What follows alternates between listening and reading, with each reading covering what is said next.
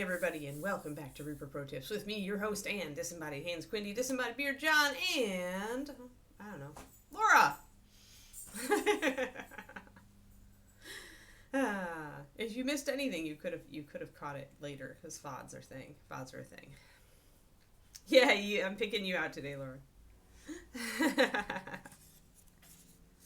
Alright, we have a dragon to work on. We have a dragon.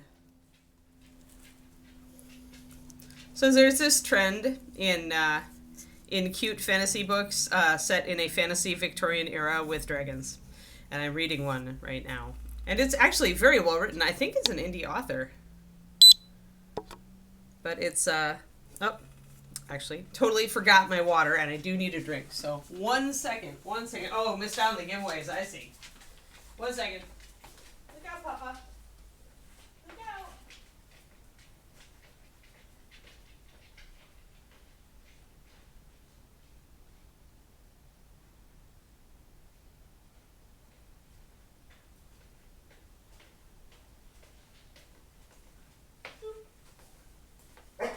No, Bubba, that's me. Ah. Hi there, little Papa. Good girl. Yeah, I know. I got up, and after I was sitting down, and you were very confused, Kiki. You were very confused, yes. I know. Do you want to come up and say hi to the stream early? Do you? Do you want to come up and make an appearance? Should it have been Kiki? Or are you going to settle? What you going to do? Baba! I'm not going to pet you from there. You're hiding. Hey, you. Hey, you. All right, bye. Work. The Cakester has decided to not grace us with her presence. But those who were on yesterday got to see her with her little turtle toy in her mouth, and that's adorable. Yeah, it's working. It's getting there. Seriously. I need to finish the back. But yeah, so okay, let's get some gold on. I wanted to get the bright gold in so that I could kind of get a better idea of how the model's looking overall. I'm not super thrilled with the composition because I tend to like a lot of light up top. And, I mean, once I put the horns on, maybe. But then those things, I mean, they're going to be framing the face, so I guess it'll work. But I do tend to like to make my skin or scale tones a light rather than a mid. Which can make a problem with non-humans. So, you know, it's difficult sometimes to make them work the way I like to. It's not that you have to do that. It's just that I think it really brings out the character a bit better. So, it is my preference.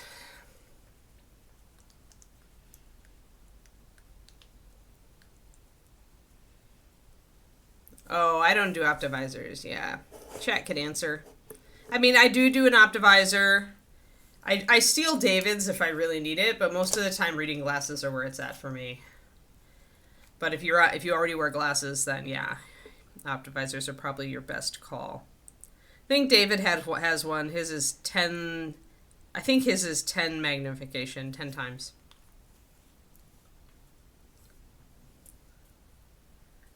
$50 months. Oh my gosh, Crowley. Wow. That's insane. Your sub is middle-aged. Yeah. Well, I mean, I don't know if David has the Optivisor brand, but anything should work. I suppose there's fancy ones now with little light on the front and everything. Fancy schmancy. Let's see, grabbing my stuff, need my lantern yellow and my white, and I gotta mix shadow. Really? I hate those things, Corvus. Like, it's just like you gotta adapt, right? Like, I see how people like adapt to get used to using them, but for me, not being able to have the figure up here, where I was used to painting, was a deal breaker when I tried desk magnification. Like, it just was not. That, and I found that I had to bend a lot more, which is not good for my back. Like, man, Like, kudos to you for being able to use one of those suckers. I know people do. It's just, personally, I never could. Ah.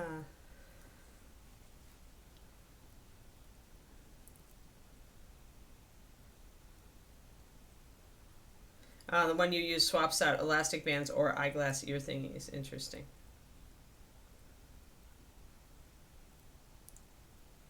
Does your account end when you hit 100? No. We'll have to have a party.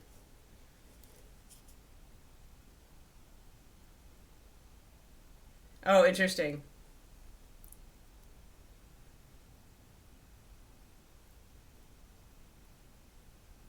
Right, where I like to hold my work. Yeah, and it's all just what you adapt to, right, Corvus? So it's like, it works for a lot of people, and then it doesn't work for other people, so...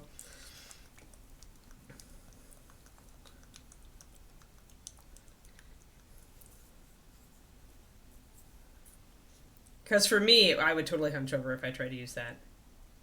Yeah, the only way to know is just like with palettes. Try it and see.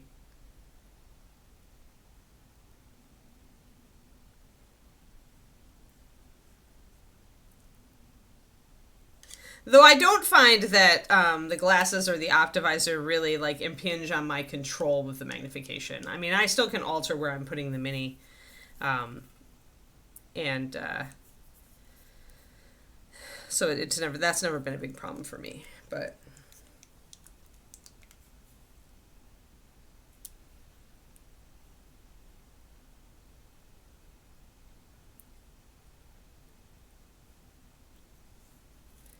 oh yeah, no, David's is the one where it flips down right in front of the glasses. I like that one. Although of course I haven't had to wear both my reading glasses and an optivisor. We're gonna hope that my eyes don't ever get that bad, but you never know. Let's see here. So trying to mix up my happy colors. Doo-doo.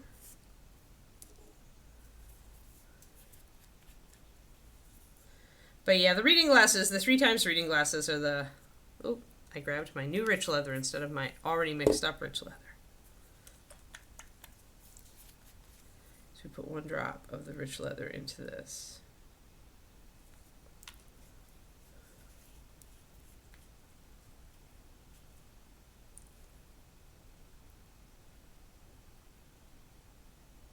Oh yeah, yeah. If it gets you migraines or headaches at all, that's a deal breaker for sure. That makes sense though, because it is holding it really close to your eyes, right? So yeah, I can see how if you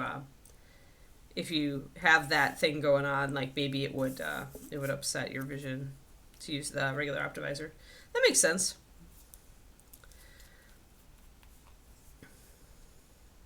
I mean, the best thing is if you can have a friend like, who has one, let you borrow it. Shadow.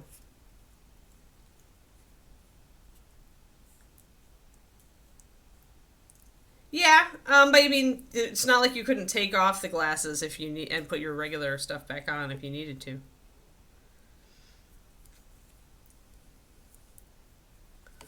So yeah, I mean, whatever works. The reading glasses are nice because they're cheap. They're easy. They're cheap. You're used to wearing glasses anyway.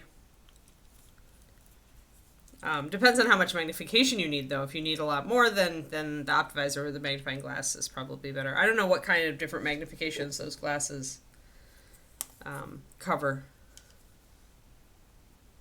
Okay, Corvus, have fun. Thanks for chiming in about the magnification.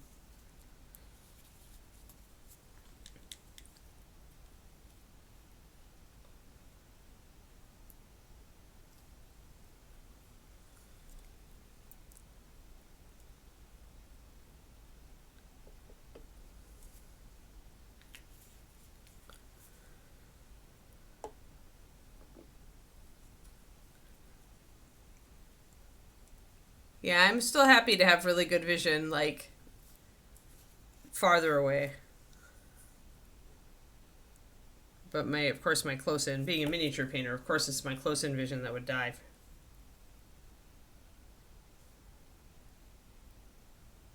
Yeah.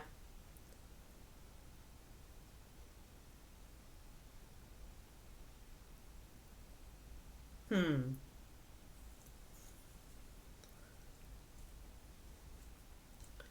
Yeah, no idea, Twisted Oma.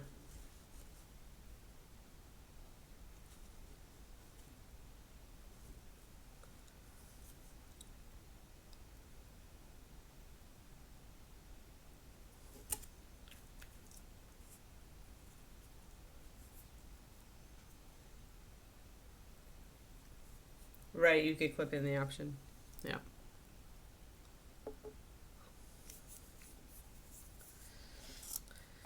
Cool. Cool, cool.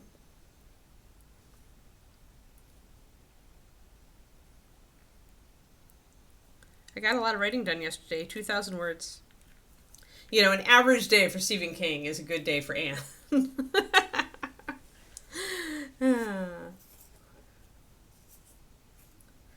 Yeah, I think so. Seriously, something in my brain says I've seen those before. Clip-on magnifiers. Yeah.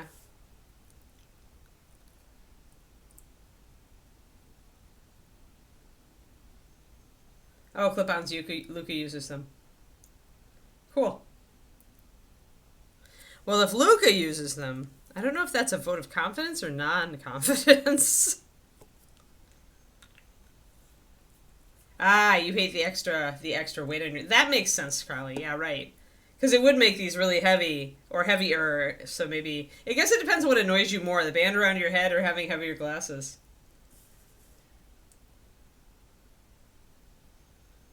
I think you could trust Luca for some things. Very, very limited things. You can trust Luca to always go there,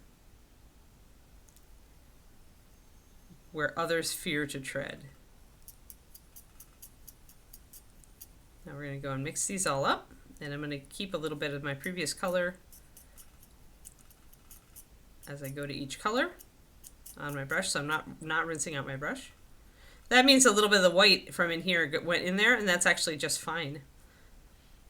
I actually wanted a little bit of white in my ochre, so by the time we get down here, we're not really affecting feet, brushes, and light value. I don't know if I agree with him on brushes. I'm not sure what brushes he uses. I don't know if I'm going to trust him on that. And I think he's absolutely biased about feet, so I don't think I'd trust him on that either. Oh, you're an ugly foot person. I see, Shadow Raven. Goes all the way over the place with brushes. Most of us do. I mean, only because I've had such consistent results with my Da Vinci Maestro Series 10 size 1 am I the poster fangirl for it. Alrighty. Let's get to filling it. It looks like I didn't get a real good coverage on this shoulder.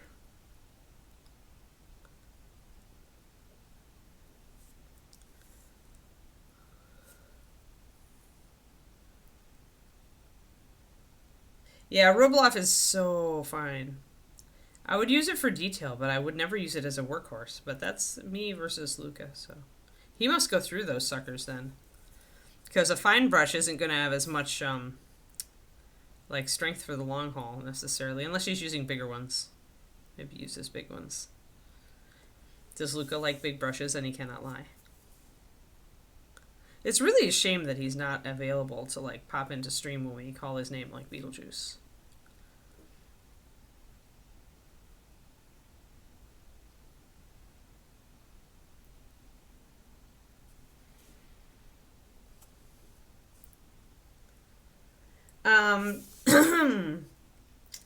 La Vie Lux. This one. Da Vinci Maestro. It's a Series 10, that's their standard round. And a size 1. And holding it next to a 28mm model gives you the idea of how big it is. And that's how sharp it is. So the 1 in this line is a slightly different shape than some of the other brushes. It's actually, let me get a little bit more focus here. It's actually a little narrower than most standard rounds, and it's particularly the size 1. Although I do have a size 0. Here, let me see if I can grab the size 0 and size 2. I just got some fresh ones. Just ordered fresh brushes. Ooh, that fresh brush smell. And I'll show you the comparisons if I can, oh, no, these are all my size 1s, my backup size 1s. Let me see if I can find where I stuffed my, my 0 and my, maybe I stuffed them over here. I was really picky about clearing out my table though, so maybe not. I'm not sure where I stuffed them. Oh, yes, I know where I stuffed them. One sec. I brought them to Arizona with me to do painting stuff with my mom. So I think I put them in my little carrier. My new little brush and pencil carrier. Yeah. Okay. Good.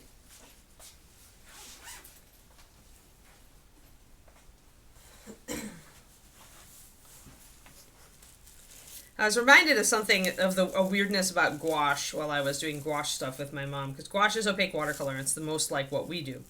But the thing with gouache is that it really loses strength when you add water. Like, or even when you're working over a wet substrate, it'll lose more strength than a comparable acrylic will. So I kept like putting dark color down, but then it kept fading out, which annoyed me.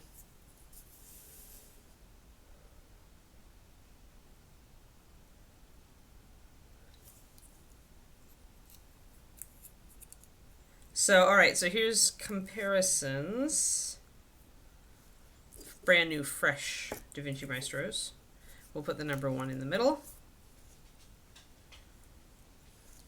Alright, so the number 2 is significantly larger. Like, you can see significant size stages.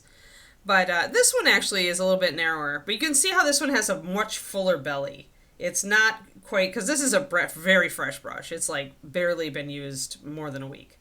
And you can see that it's more narrow at the belly, but here you can see a definite bulge at the belly. So these, I thought it's previously the 1, but I'll actually include the 0 in that. The 1 and 0 tend to be more of a narrow brush, which I find good for miniatures, because when you're using thinner paint, which, you know, to do most techniques like layering, glazing, you are going to be, you need to unload your brush a lot. And if you have a brush with a big belly, it's going to sop up more paint and you're going to have to spend more time unloading, which can be very annoying, and it can lead to, it usually leads to really messy paint jobs because people get frustrated with the unloading and they just don't do it.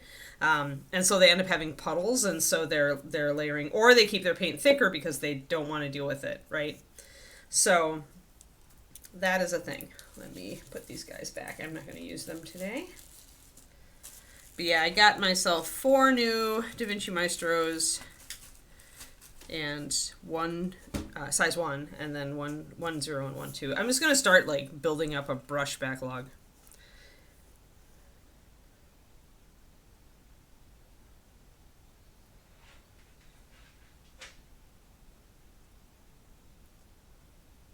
Yeah, when you order art brushes, I mean, they are going to have those long canvas painting handles, and that's just, you can get around that, as you've discovered, as Carrie Michael says.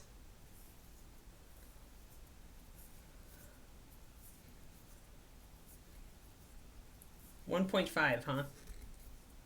I think I have, where's my Rubloffs? Rubloffs, where have you gone? They're around here. Oh, there. Oh, yeah. Yeah, because I had a tiny one from Curel, a 0, and I had the 1/110s too. I didn't know they made a 1.5 or 1 through 5. Is that, what do you, 1.5? I just have the 1. The 1 I think is a very good, it's a size that's comparable. It's a little bit smaller.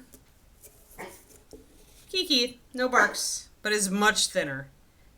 Much thinner. Kiki, enough! Settle down.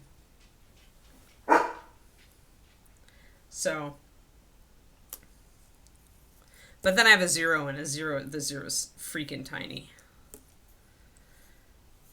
And see why Curel likes them. Like, brushes like this are very good for really thin paint and really fine texture, like this, the thin ones, because since they're thinner, you know, you don't have to unload the brush as much and you have good control. Doesn't take up as much paint in the beginning. But in order to use these, especially the smaller, if you ever get the 0, that's tiny brush. compared to what I'm using here. You can see how tiny it is. So this is great for small details, but you must use thin paint with it, because otherwise your paint's going to dry on the brush before it ever gets to the model. That's the dark side to small brushes. Get those back. A little smaller than DaVinci wanted to see. Yeah, I always start with a 0, Zachariah. Always start with a 0. Any line. Usually any line, a 0 is going to give you something usable, and then it gives you also something that you can like judge on for your next purchase. Like the Reaper 0 is too big for most fine detail, but it's very good for base coating and wet blending. So I find that, and that's why I picked up the Rubloff 0. And although it's too small for a lot of things, it still does do really good fine detail, so I didn't waste money because I do a lot of detail work. I'm just going in and reinforcing my shadows here on the shield. I didn't really do that, and that's what's keeping the shield from really looking shiny. Yeah, and Arthur, if you paint big stuff, painting with bigger brushes makes a lot of sense.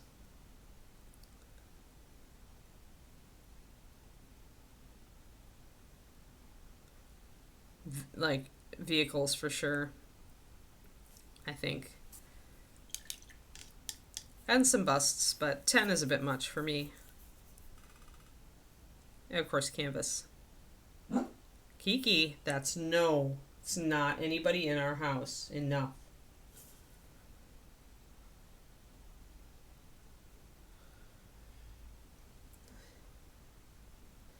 Yeah, considering their pricing, yep.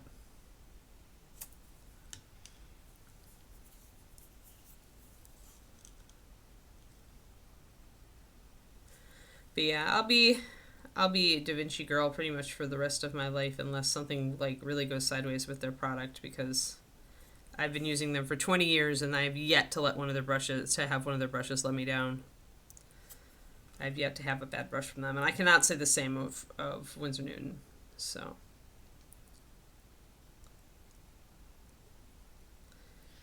alright, so just throwing in some shadows to enhance contrast and give us more of a shiny look.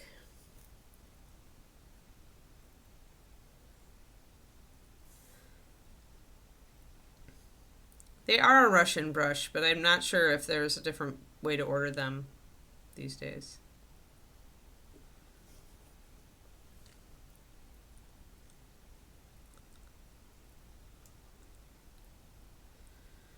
Just looking at where I'm at, trying to figure out what I want to touch up here on these little guys.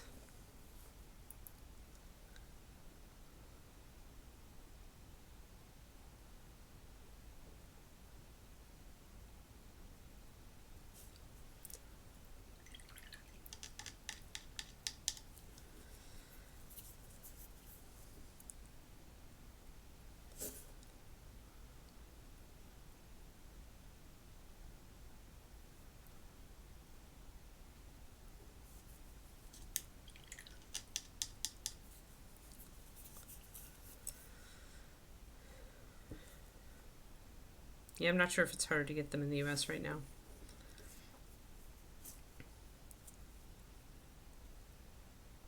I haven't ordered I ordered mine a while ago. Yeah, Kazakhstan. That's where that seems to be like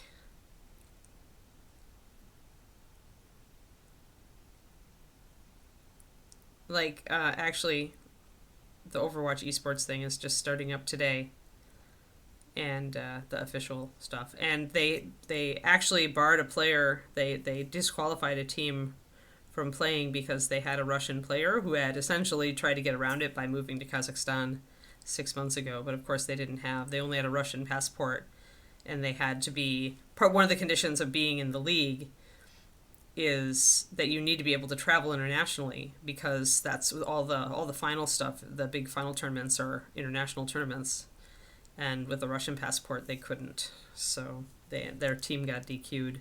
which is a real bummer when you battle your way past over 500 other teams to make it to the final 16, and then your team gets DQ'd.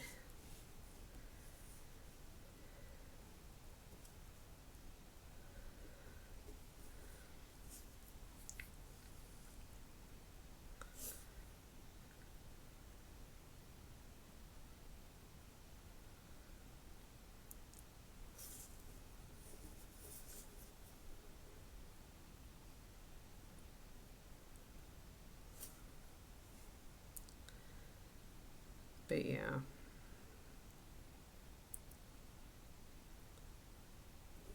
All right, let's do the top of this. Because we have what we did over there, we're going to do the same thing over here. More or less it's upright, so I'm not going to worry about finessing this too much. And 28, a lot of the time, it's hard to do very realistic NMM. You end up doing a lot more stylistic NMM to make it look good.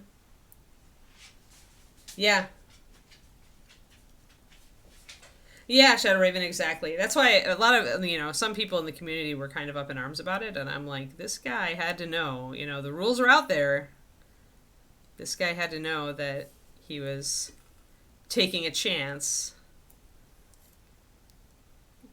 because he still had a Russian visa, and there's no way he would be able to naturalize in that amount of time.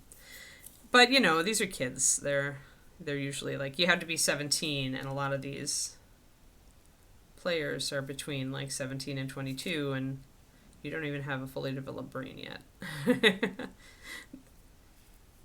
And they just really want to play. So I feel bad for the kid, but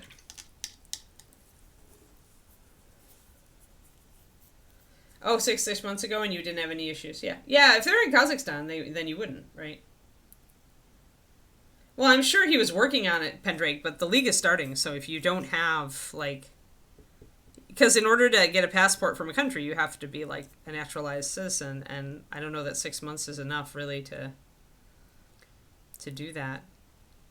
So I feel like that he just went with it because he really wanted to compete, and he really hoped that things would work out, and then they didn't. And that happens sometimes.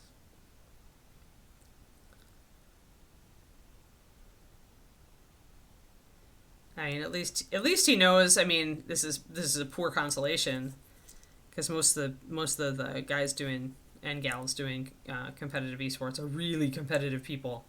But at least you're good enough, right? At that point, you know that your play is to super top quality. It's a real heartbreak not to be able to then actually play, but that's the gamble, right? The gamble you took. It's a bummer.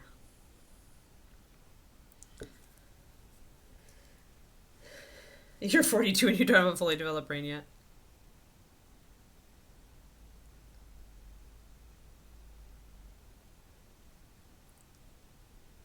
There was a joke about that, a meme about that with hobbits.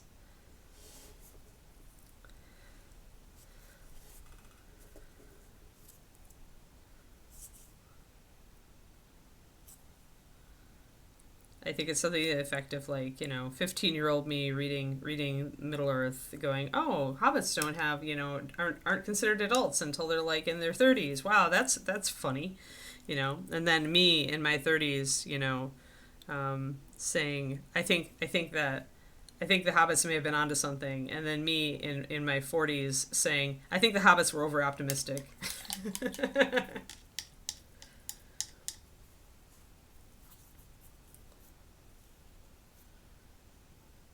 You should pick one up anyway. Pick up a size 1. It's really close, and remember that you want to use it for really fine detail when you're really thinning your paint, Laura.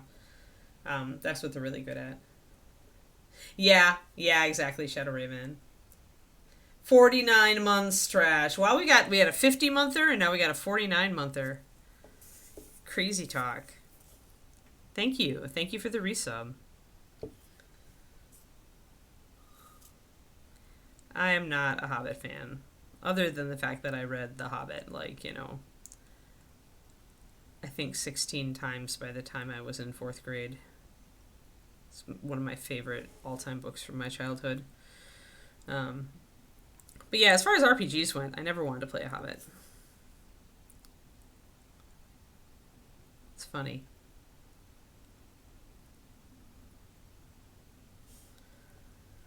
There we go. So we got a little bit of that. I want to bring up a little, you saw how I brought up a little bit of a highlight on the underside of here. I'm going to go over and do this side as well. So we work our way through this NMM. It can get pretty tedious, and it's very time consuming to do NMM on a model that's got this much metal. My white is definitely, could have used a little bit more punch. Might have to add a little more paint to it.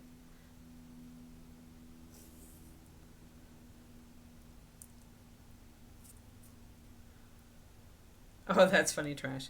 That's cool though.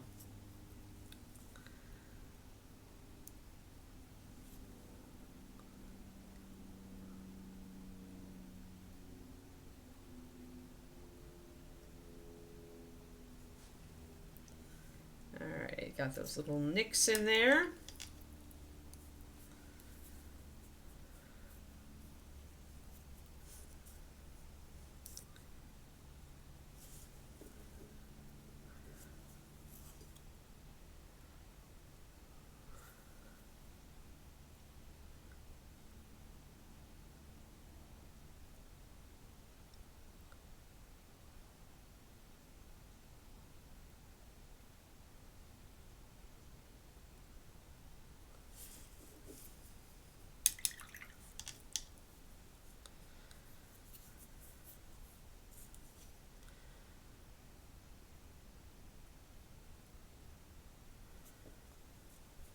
Yeah, those are respectable goals, Shadow Raven. I'm more high maintenance, I'm afraid.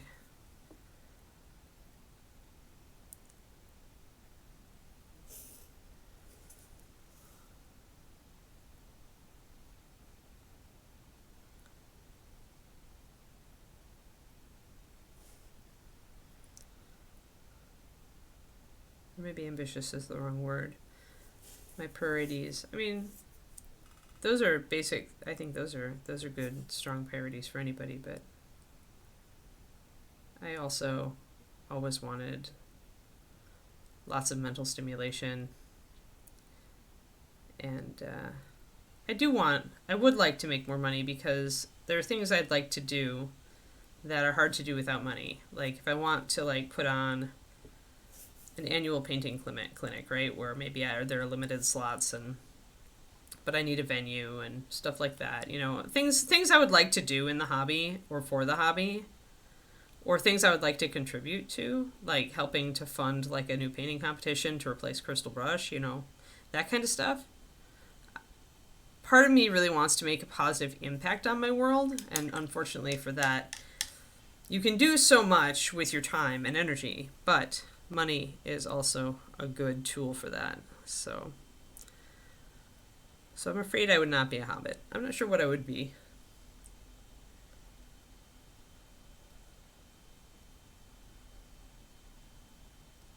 Yeah.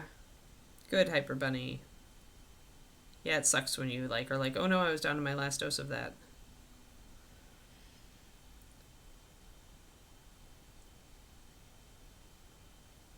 Yeah, CHB. Yep.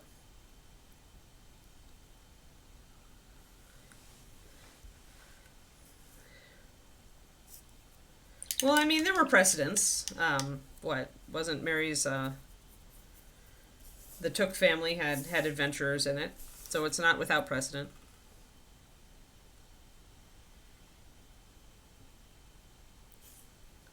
No, Pendrake, I'm thinking about something more small, more intimate, and more like relaxed. ReaperCon is not good for me because it's just so much. There's so much.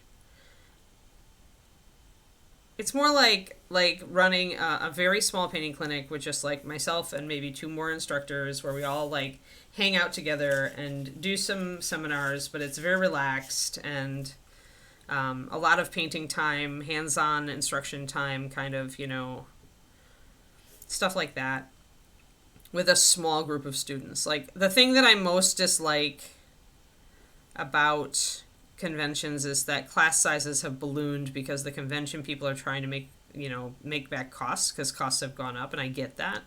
But for me as an instructor, I really struggle when the class goes over 6. I feel like I do anyway. Because I want to spend time, especially doing hands-on classes, which are the majority of classes. Again, people want to be hands-on these days, which is a big change from when I started painting. And it's just really not the environment for learning or teaching that I like. So if I was going to create something that would be a clinic type environment, it would be for a small group, like 3 days exclusive. And we do it maybe a couple times a year.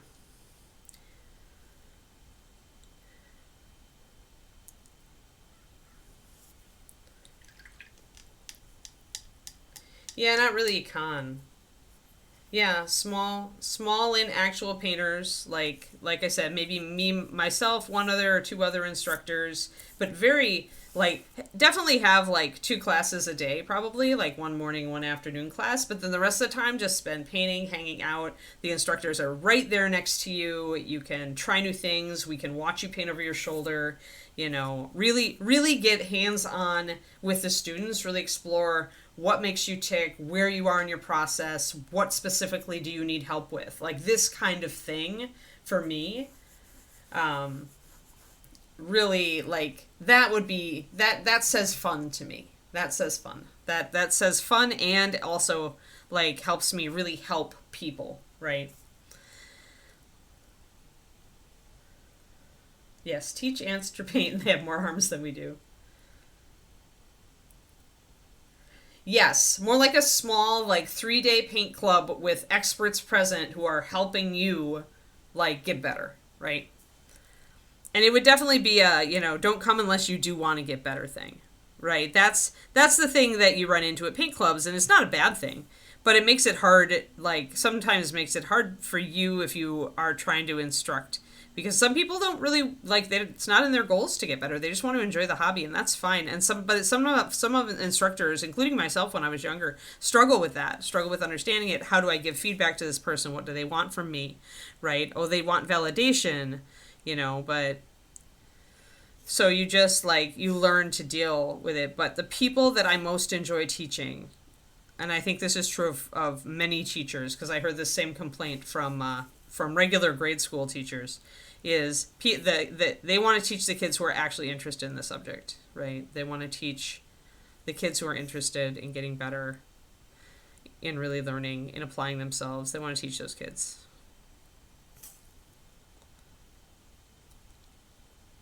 Or those people. And I'm kind of like that. Like, at this point in my life, I want to, there's still like one person I'm a mentor that was a coaching client from the Patreon, but I've really cut back on it. Yeah, much more focused.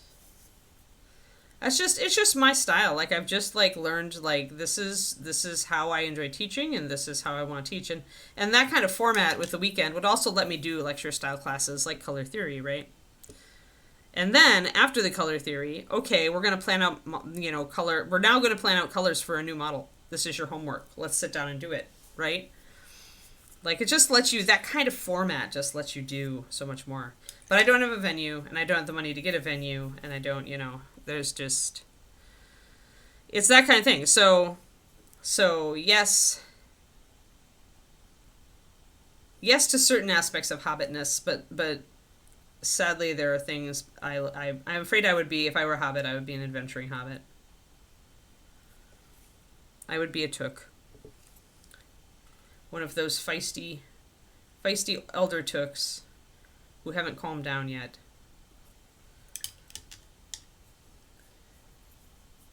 I have been wanting to organize a painting retreat, Trash, for years. I started talking to Caleb and Kat about it back in, like 4 or 5 years ago. I mean, and I have, like, and I know exactly where to have it. Like, there is a place in Monterey, right off the Dunes National Preserve, right next to the ocean, that is, like, inexpensive, and they have meeting rooms. It's an older kind of, like, thing built to, it's been around since the 60s, I think, but which is why it's less expensive. But you know, that's exactly what that's another thing I would like to do, right? Trash. That's exactly it. You have hit my vibe. You have understood my vibe. That's the vibe. That's how I'm interested in doing this stuff now. So classes at cons, when I'm already kind of like over committed as far as socially, where I'm like constantly talking to people and constantly interacting, and my voice like dies after the first day and a half, and like that's just not the right teaching environment for me. It's not optimal.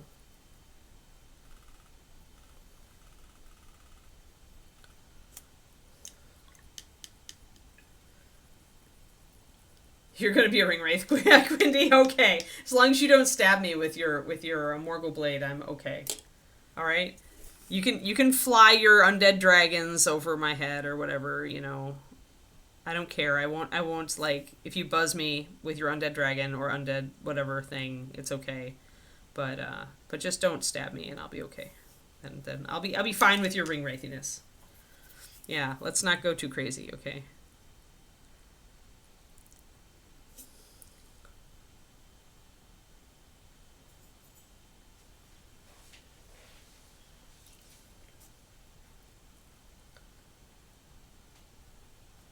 Oh, does she? Ah, interesting. Yeah, I didn't know she sets up gaming retreats. Yeah, yeah, yeah. I have to remember the name of the place. David will know. His parents were always on a budget with traveling, and so they stayed at this place a lot. It's very simple. It's not like a high-end hotel or anything, but it's really nice, and of course it's in a beautiful area, and there's tons of amazing restaurants because you're right near Monterey and Carmel. And there's tons of art galleries if you want to go wandering around looking for like color inspiration. Like with just a very short drive. And there's also our favorite breakfast place in California.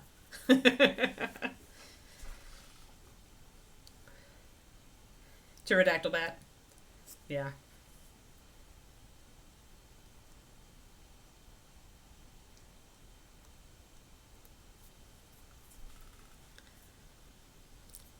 Yeah, California, I mean, I don't regret moving here. Like there are some things it's very different from Texas, and there are some things that are better and some things that are worse, but in general, you can't beat the natural beauty. You just can't.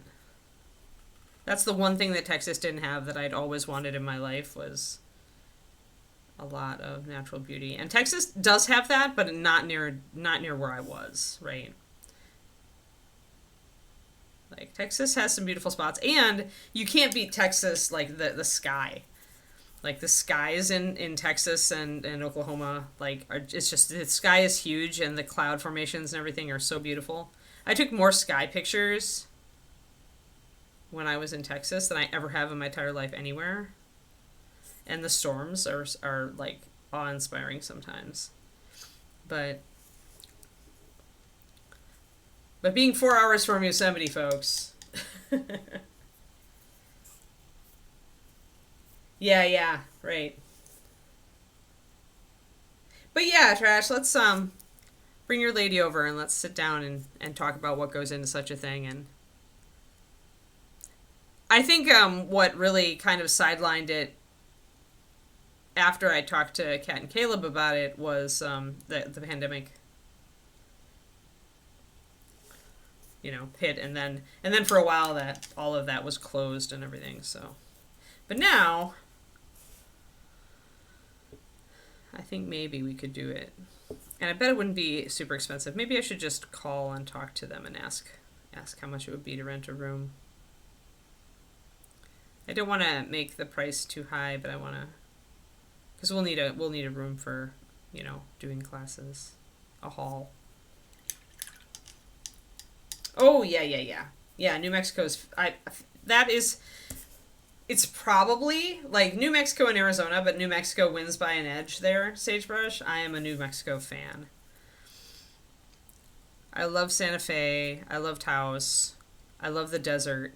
The high desert is beautiful. I love the way it smells there. Like seriously, seriously, one of my absolute favorite places in the United States. That was one thing that's one thing I miss is because I used to drive up there from Denton. It's about an 9 hour drive, but you can do it in a if you start early, you can get there before supper. Um, and I miss not being able to do that drive as easily. Like it's 2 days or 3 days now. I don't remember. It's a long ways now. Hey, lady. But yeah, I do love. How far is it?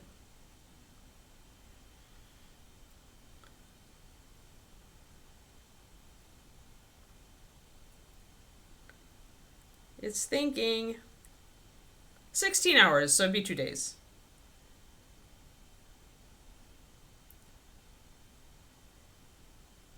Not terrible. But not the same as just one day.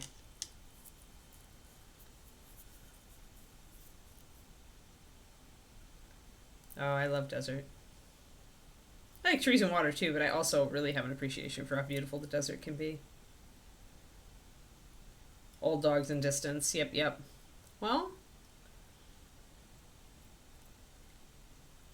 nowhere, Kansas. Uh huh. Oh yeah, for sure, sagebrush. Yeah, I really love it, and a great place to own a telescope too, because the skies are so clear. The stars. Like if you get out away from Santa Fe, I have friends who live outside the city just a little bit, but there's so little light pollution. It's pretty amazing. Alright, so we've got this shield coming along. We only have one edge back here to do now. I've got the front set up finally. It's all shiny and blingy. And shiny blingy. And I'll have to adjust some of my other colors to make sure that... And obviously we haven't painted the teal at all. But we're working on it. We're working on it. We're getting there. Like I said, tedious. I had to paint... when I painted Lehman Russ, Space Wolf, leader dude, as a commission, the Forge World model. It's a beautiful model, and it was wonderful to paint. But there's so much metal on him, and I did it in NMM. And out of the 45 or 50 hours that model took me, 30 of it was NMM.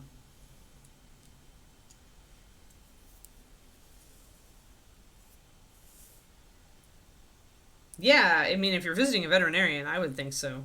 Hyper. Although it may stress your old dogs, Depends on if your old dogs were travelers.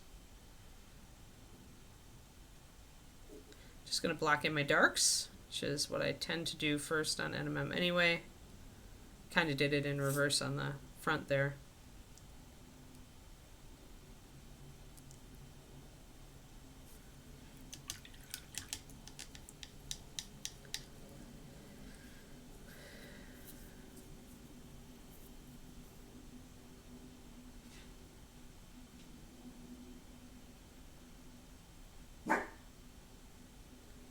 Yeah, I'd say one class a day is optimal for ReaperCon. Maybe two on Friday, just to give yourself your brain is still pretty fresh on Friday, and you give yourself time to recover over the you're not super tired.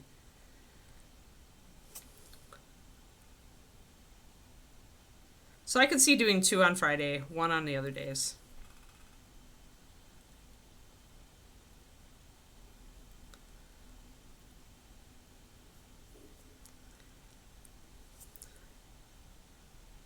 Though I don't really take classes anymore unless one of the Europeans is coming to town.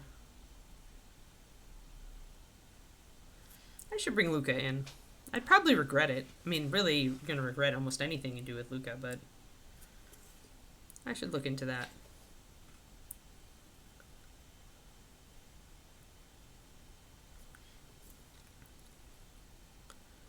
Somebody was coming in, and I just remember there not being the person they brought wasn't too inspiring.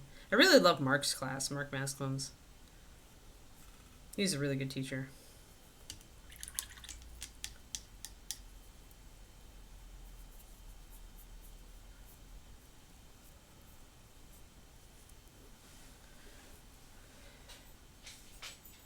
Oh yeah, no. Luca wants to come in. I mean, if we do, if I would organize a thing with Luca, it would be with the Bay Area Mini Painters organization, and we'd do like the 2 day seminar, or the 2 to 3 day seminar, like usual. Usually it's a 2 day.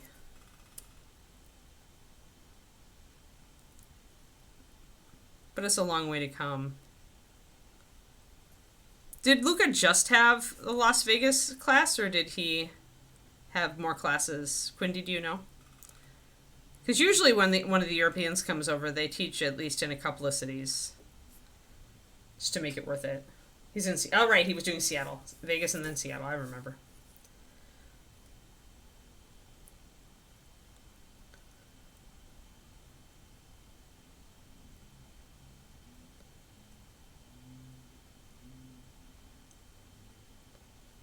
You have to have a Discord account first, Tristoma. So, and then you get an invite link, and that gets you to the correct Discord. And after that, on your Discord dashboard, it's a program. So you'd have to like figure out. It's not a big figure out. You just open it, and then your Discords are all on the left. And you click on one, and you've got all the channels. It's actually pretty easy.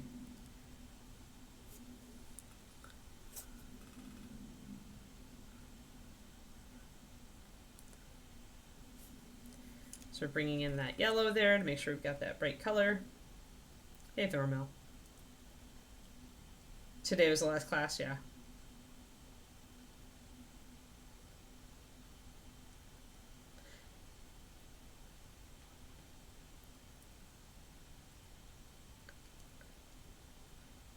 Yeah, I don't know. Bones mashups are where you get a bunch of traditional bones, which are easy to cut apart. You get a bunch of parts, and you build like a random Frankenstein of a model. Seriously, because it's so easy and fast to kit bash bones with super glue and a knife that you can build some really wonky things. So pretty much just a bunch of bones models, a bunch of knives, and a bunch of super glue, and some crazy people in a room for 2 hours. And you're just trying to make the coolest thing that you can.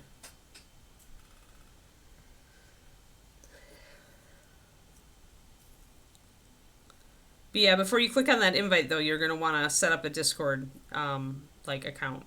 It makes it easier, in my experience. That way, when you go to the Discord, it'll automatically put you into your account, and then the new Discord will appear on your sidebar.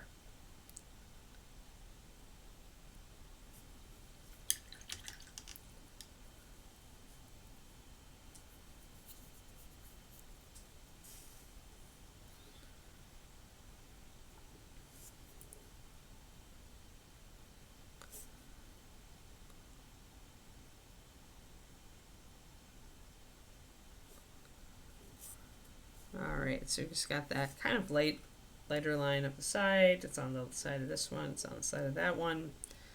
Now let's go down here.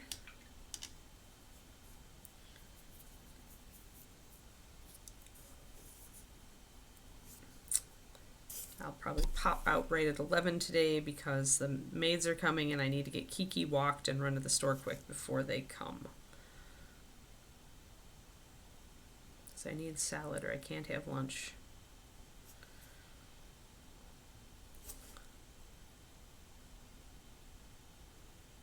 Bringing up some highlights on the underside here. We never bring them up as high as we do on the top.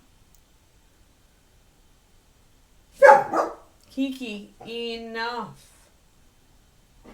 Hey, enough. Settle down. No, it's not. She's like, but Mom.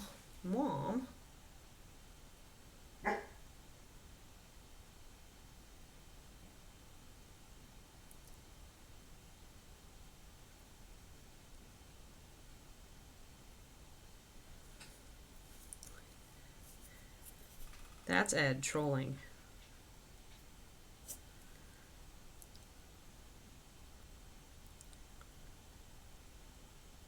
This is why we miss Ed. The nicest troll we ever knew. But still a troll.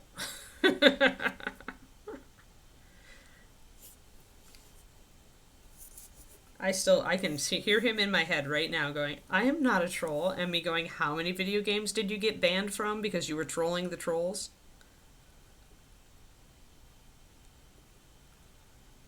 Probably some of Ed's finest moments. It's how he used his powers for good instead of evil. He'd like play these games. I think he got banned from World of Tanks because he essentially set out to troll the trolls. And the trolls freaked out when they got trolled themselves. And then he got banned eventually. Yes, she is. Yeah, Kiki, totally. She's almost adult dog, though. She's got adult dog brain cells. She's much better than she was. Just lately, she's been showing signs of having adult dog going on. Like, she lets me brush her now without trying to eat the brush. I haven't tried trimming toenails, but I need to. She needs a trim. So really hard parts here inside the shield. So, like, we're just going to have to do our best. There'd be, like, a little bit of under reflections on the bottom inside edge. So we're going to just try to bring that up just a little. You don't need to do anything terribly fancy.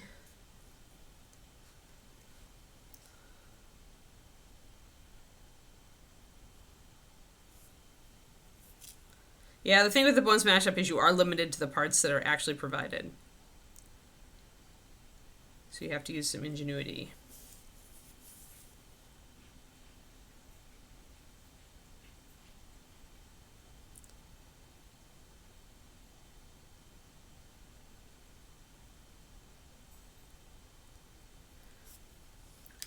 So I'm trying to get that lower edge a little lighter. Kiki let me do one toe with no fussing. I'm just building up. She knows she gets her favorite treats after I do it, which are the freeze-dried raw treats. So she'll do almost anything for those suckers.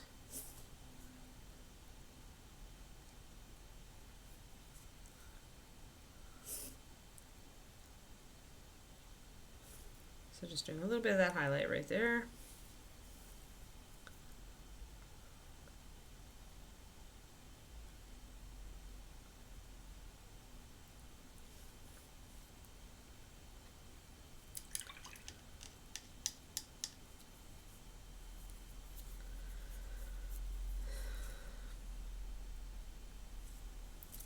Yeah, the thing about green stuff is you'll never get better at it unless you try it. And I think the easiest way, in my opinion, to try it isn't necessarily conversions, but basing. Starting just sculpting like rocks and stuff like that are easy. It lets you learn how the green stuff acts and how it cures in a pretty stress-free environment because you're not directly impacting a miniature. It's just a base.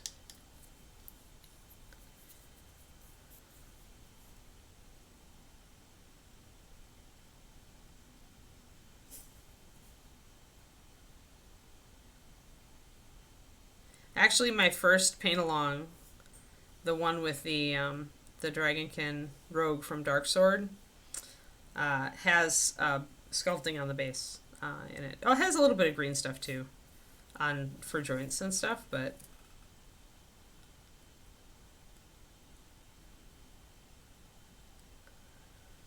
if you're on my Patreon, and if you took the paint along level, you could go and just look at those, the last, I think the basing is at the end. I don't remember if I did it at the beginning or the end.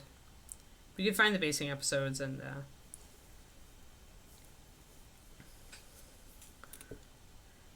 just do those if you wanted.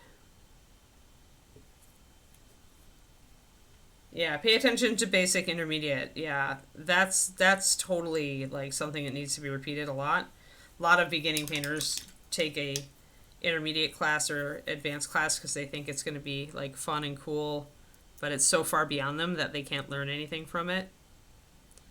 And then it's just frustrating to the instructor and the other students too, because the instructor feels like they need to spend more time with that person, and that means the other students get less time. So do please, when you take classes at ReaperCon, pay attention to the level of the class. and be honest with yourself about where you're at.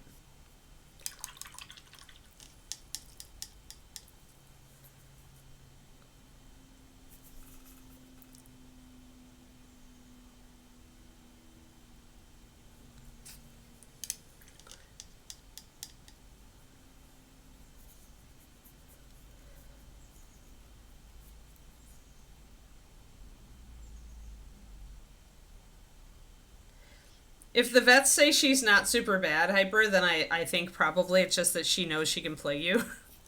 I've had that experience with past dogs where they're like, Mommy isn't going to push this, but I know I can't say no at the vet, so I'm just going to suffer through it.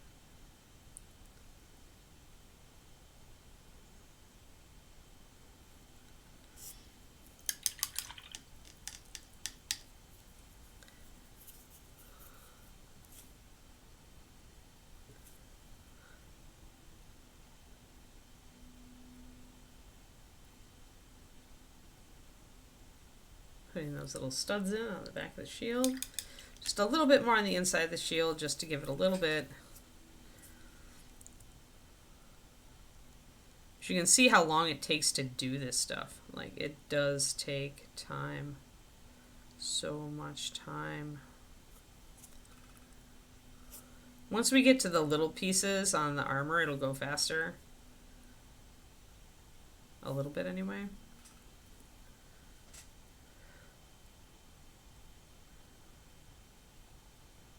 Yeah, and read the course descriptions. Yep.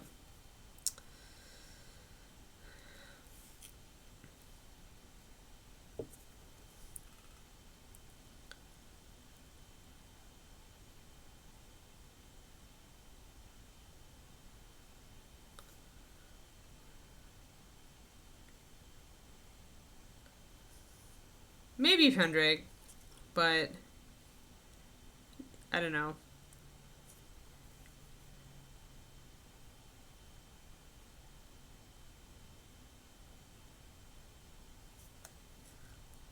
I have definitely had the experience at the vet where my dog would not let me do a thing, but the minute the vet entered the room and the vet tech, they got serious, like, and the dog was just like, okay.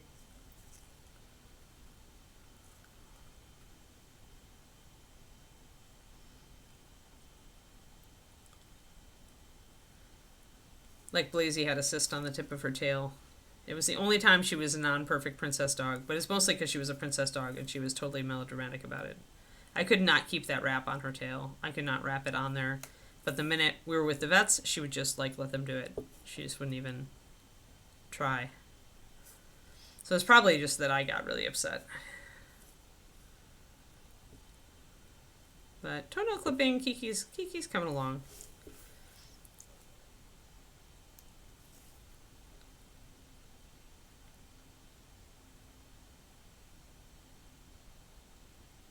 I mean, the vet's going in if you're asking them to do the nail trim that your dog is probably, not happy about having its nails trimmed. So you have a point there. But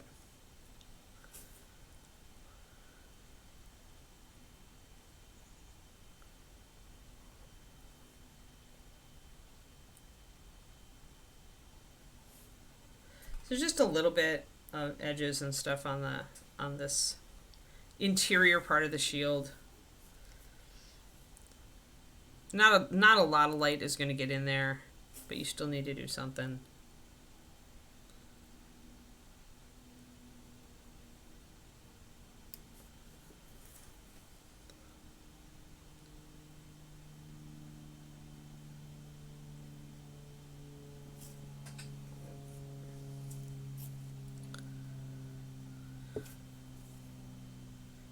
It was funny at the vet with Kiki when I took her in when she was throwing up. Because the vets at my current office are really good about not pushing a dog. Like, they'll wait for the dog to be okay, like standing. They won't drag the dog out and just subject it to whatever. So Kiki was trying to hide behind me like she does. And so I went on the other side of the vet. I was like, this will do it. And sure enough, then Kiki walked out in front of the vet because she wanted to get closer to me. And then it was like, okay, Kiki, now you're going to stand. And she's like, oh, I got tricked.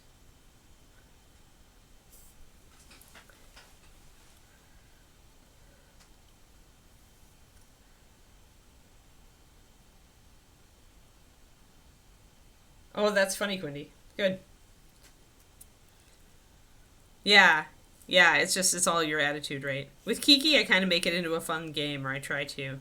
I get out the raw treats, I get out the clippers, I put them on the floor, I go, "Are you ready? Do you want a treat?" I try to keep it a happier experience. And then right after I trim a single nail, it's like, "Party!" And she gets treats.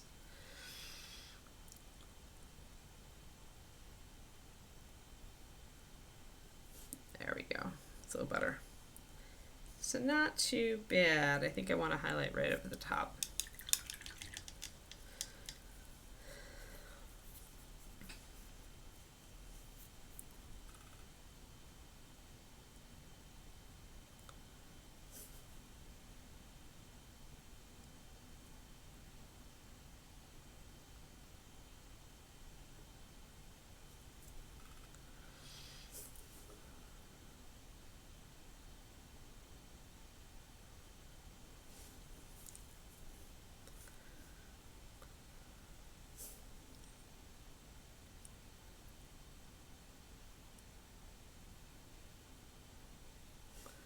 So just a little bit of lining around the top there. I'm gonna see what I can make that look like. Oh, brushing. Yeah. That's funny, Quinty. Kiki likes brushings now. She'll let me brush her. She'll stretch out. She doesn't like having her tail brushed because there's snarls.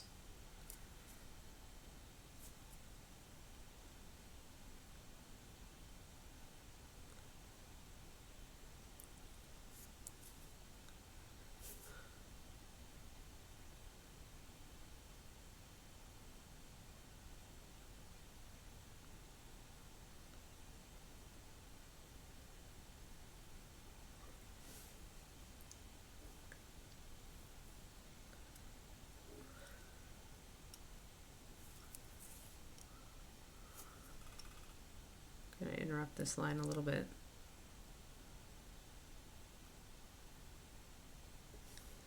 There we go, that's better.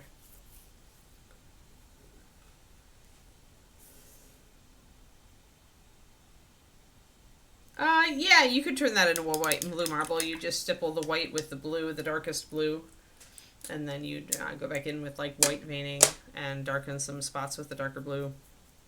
You could do that. That's the wet blend stuff is how I do marble. So.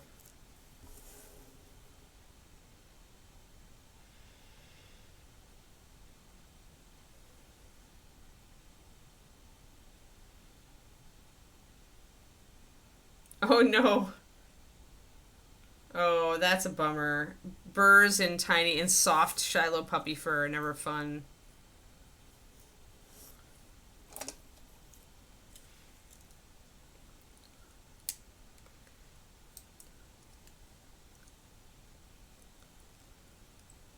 Okay, I think that back of that shield is good, and I still have like 10 minutes, so. A tumor in his tail, yeah. Yep. Yeah, very angry, I bet.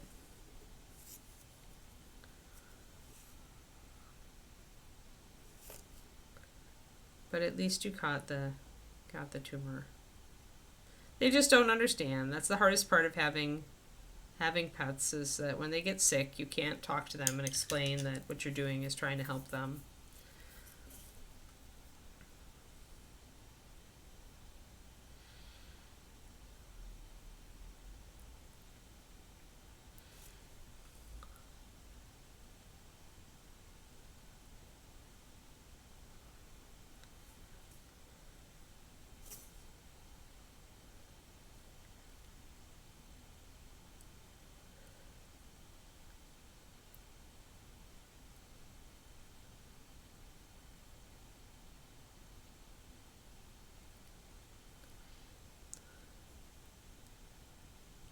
So this is an interesting one because it's kind of angled down the center. So I'm going to actually do more of a highlight on the right side than the left.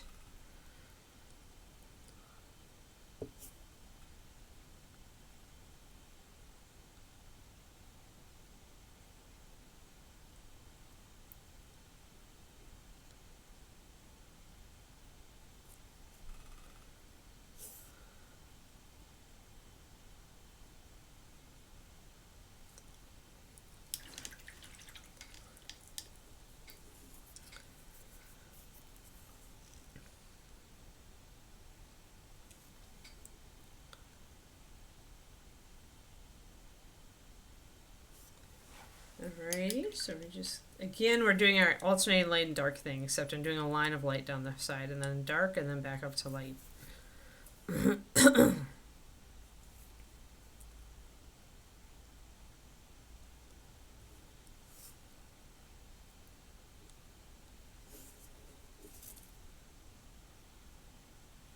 dark on the other side here.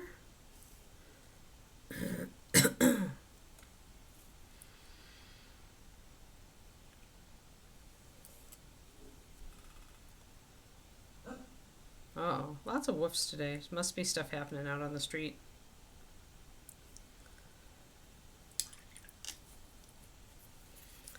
I'm going to try to do a line around the really outside of that. Let's see.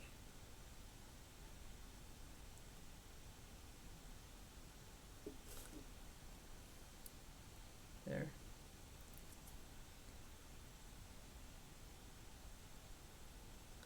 So I'm pretty sure I am going to stream tomorrow. I'll probably work on Ms. Barbarian. We have her weapons need to be finished and little bits on her boots. And we've got some leather that I need to figure out as well. She's getting close though. She's getting really close. Yeah, I didn't finish the other hand weapons, so...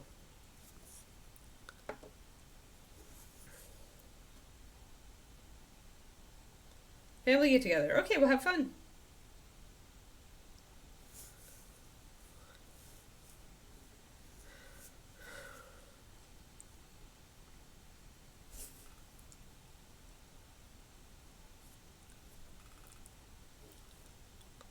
There are little rivets on these shoulder pads, and although I did them separately up here, I decided to just do my highlights first down here, and then I'll do the rivets. So after I've got a highlight, I'm going to take my dark and I'm going to put a blob of that over each little rivet.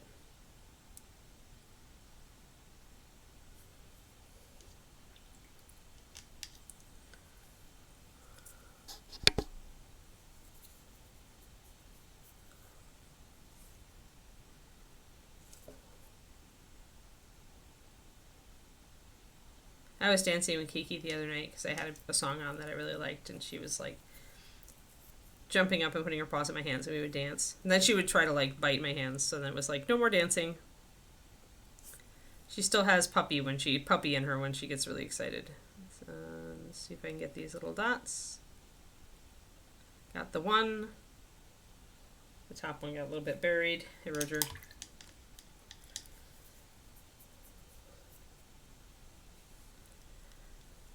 I thought about not streaming tomorrow because it is the first day of the new Overwatch esports being officially broadcasted.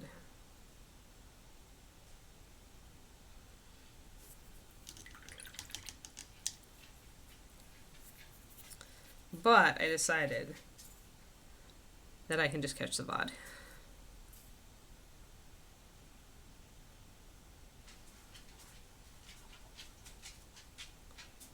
Hi there, Kiki. Do you want to come up and say hello? Did you hear us talking about you? Did you hear us talking about you, Bubba? Did you hear us? Hey, where are you? Come here. Come here, face. Face. Face. Come here, face. Yeah, there we go. Come on. You don't have to come up on my lap if you don't want to. I know you feel a little... The problem is the floor in here is the hardwood, so it's a little slippery. So you can't keep yourself up on my lap very well, can you? No. Yeah, I know. You don't have to. You can just get your little head petted, even though nobody can see you. Yeah, nobody can see you, though. Nobody. Hi there, Scruffles. It's almost time, Keeks. I've got 4 more minutes, okay? Yeah, I went long yesterday, so I can go shorter today. Yes, I can. Yes, I can. Oh, you going to come up, Benny? Okay. There's my papa. Yeah, there you go, papa. Oh, do you want to put your paw up on me? Oh, she's leaning on me. Oh, are you hugging me? Oh, you're hugging me. Thanks, sweetie. Thanks, sweetie. Yeah, good girl. Yeah. Good girl. Yeah. That was so sweet. She came up and she leaned on me. It's the cute little hug snuggle. You're adorable, Keeks. Good girl. Yeah, we're gonna go for your walk soon. We are. Yeah, we are, pretty girl. We are. Yeah, just give me a little more time, okay? Yeah, I love you too. I love you too. Yes, good girl. Good girl. Yes, a good girl. Yeah, you are a good girl. You're giant, but you're a good girl. Yeah, giant girl. All right, can you give me another 5 minutes? Yeah? Okay, work, but we'll be out soon. Oop. Oh, interesting.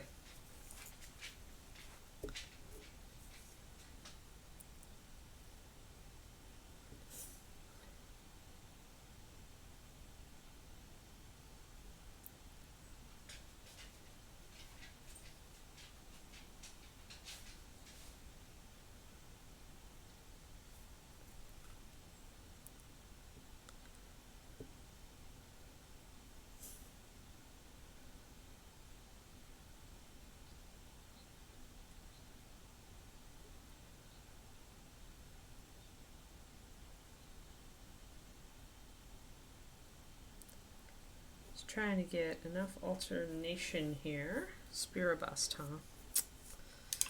Cool, cool.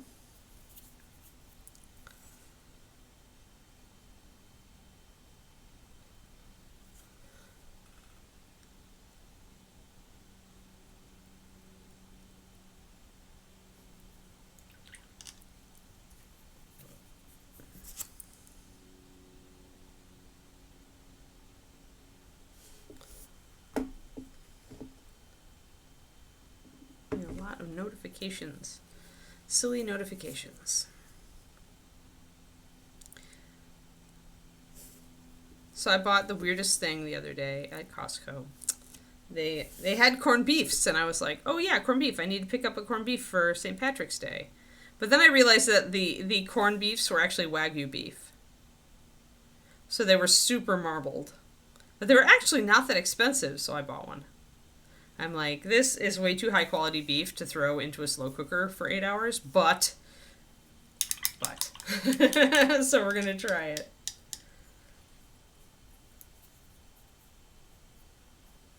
Sir Lancelot. Okay. Tiny goblin friend behind. Cool. Yes, so I have a very marbled, impossibly marbled corned beef in the fridge. I'm gonna do.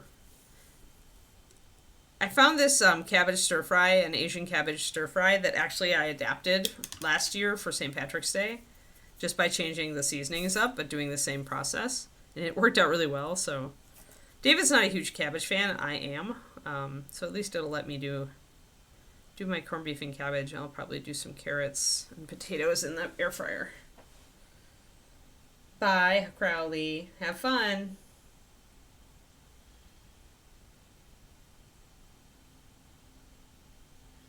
Yeah, their stuff is like touch and go for me as well. It's just that style thing we were talking about the other day, where some people want to paint Games Workshop and some don't, and Privateer Press, and you know. And there are some sculptors where I like some of their stuff, but not all of their stuff. So,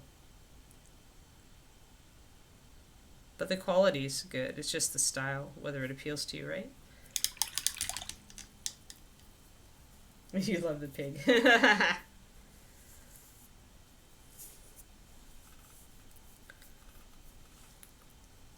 Alrighty, so just getting a little bit of work on the shoulder pad here.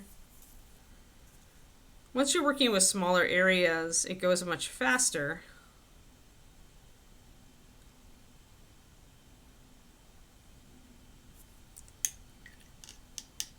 Got a little bit too much on that underplate.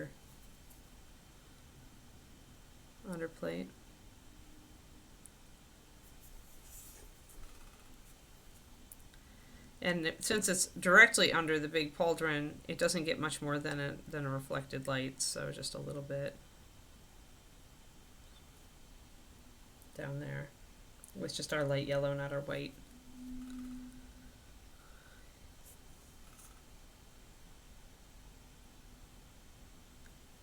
All right, it is 11, so I should go and walk the Keekster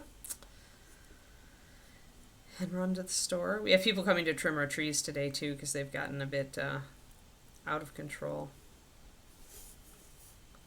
I have all the people coming today to the house that I need to be home to supervise.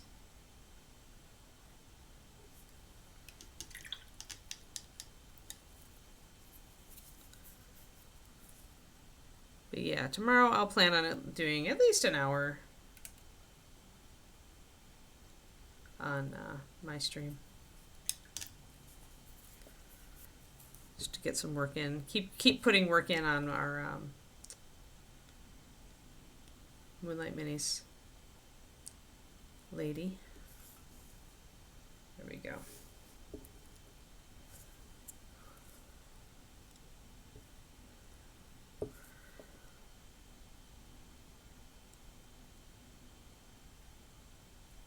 One of these days when I feel like it, we'll do Crystal Dragon instead of Moonlight Mini. But she's almost done, so it's at that point where you never want to stall out near the end of the figure because it's something that people are prone to. So like if you tend to be prone to stalling out at the end of a figure, really seriously consider whether you take a break from a figure when it's near the end. So like I know that I will kind of stall out, and now she's getting very close.